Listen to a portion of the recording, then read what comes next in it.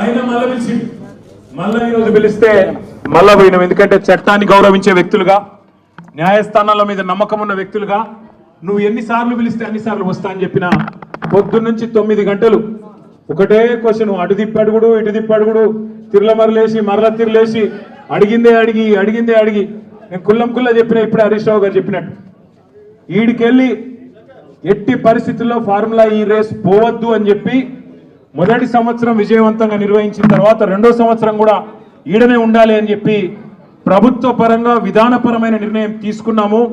తీసుకొని మరి కొంత డబ్బులు చెల్లించినాం. ఒక్క రూపాయి కాదు కదా, ఒక పైసా కూడా అవినీతి జరగలేదు. ఈడికెళ్ళి పైస పోయింది అక్కడ ఉన్నది, ఇలా అవినీతి ఎక్కడ ఉంది అనే అవినీతి నిరోధక శాఖ అధికారులను అడిగినాం. సమాధానం లేదు.